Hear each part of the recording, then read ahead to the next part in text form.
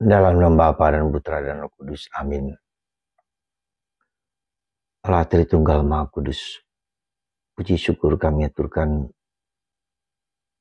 bahwa Engkau selalu mendampingi, menguatkan, meneguhkan kami.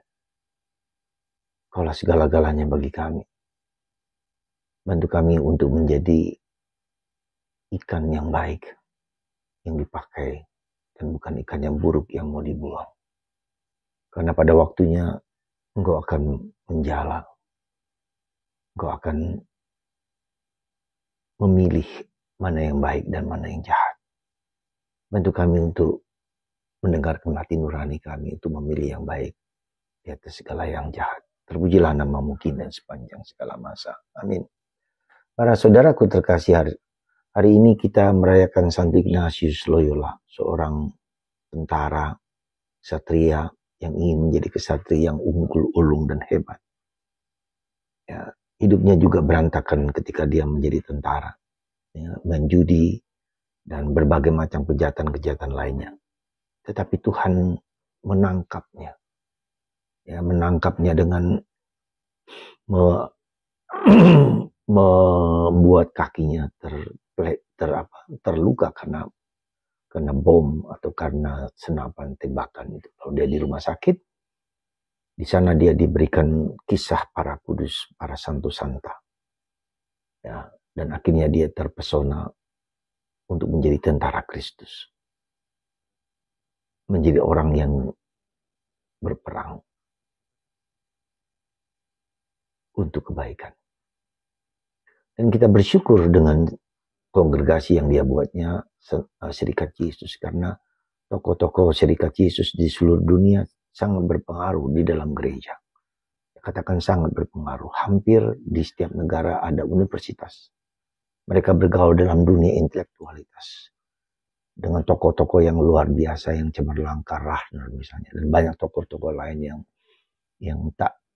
yang tersembunyi, yang memberikan warna keintelektualitasan, rasionalitas manusia di dalam menghayati kehidupan.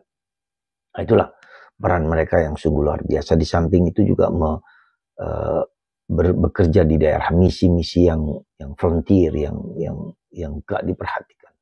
Mereka seperti tentara Kopassus yang menarik, yang masuk di daerah-daerah sulit. Ya, mereka dikorbankan juga, banyak berkorban untuk bangsa, negara, dan untuk gereja. Luar biasa pengaruh mereka di dalam gereja, ya. Tidak hanya dunia intelektualitas, tapi dunia seni juga, dunia yang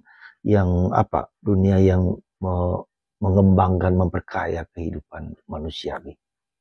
Itu karena cintanya kepada Yesus.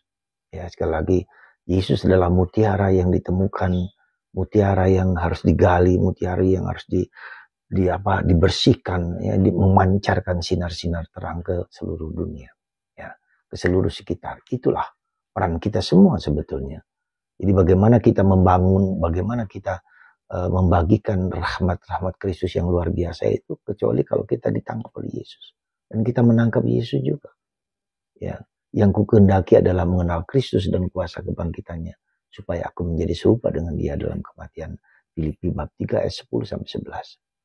Moto ini adalah juga moto saya, tabisan saya. Jadi yang kukehendaki ialah mengenal Kristus dan kuasa kebangkitannya, kuasa kemuliaannya, kuasa kegembiraannya, kuasa sukacitanya, ya, dan supaya aku menjadi serupa dengan Dia dalam kematiannya, dalam penderitaannya, ya. Maka mari saudaraku terkasih, kita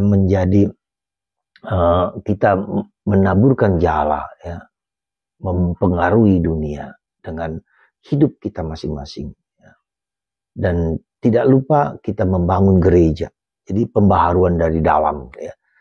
Ignatius adalah tokoh abad ke-16 ketika reformasi sudah mulai. Dia membaharui gereja dari dalam, bukan dari luar.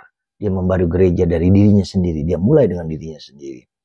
Kita seringkali mengeluh orang Romo ini, Romo itu, umat ini, umat itu, dan seterusnya dengan segala karakter mereka. Tapi kita lupa bahwa kita pertama-tama membangun diri kita masing-masing, ya, membentuk diri kita masing-masing. Santo Ignatius, ya, contoh di mana dia membangun dirinya sendiri menjadi manusia pribadi yang utuh. Dia seorang pemabuk, dia seorang penjudi dengan karakter dan hidupnya, tapi dia berusaha sungguh-sungguh berusaha membuat dirinya sendiri. Maka dia terkenal dengan spiritual direction, ya, spiritual discernment, ya, pembedaan roh, mana roh yang baik, mana roh yang buruk. Ya, ini bagian yang sangat penting dari hidup kita. Bagaimana disebut hati kita melakukan yang baik, hindari yang jahat. Ya, melakukan yang baik, hindari yang jahat. Semoga kita semua semakin kuat dan teguh di dalam penghayatan kita akan kekristenan kita.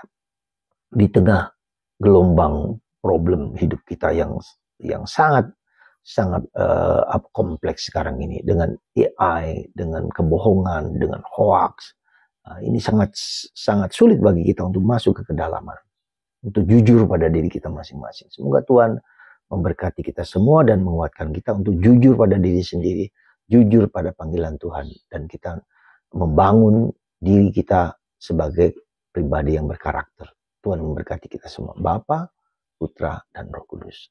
Amin.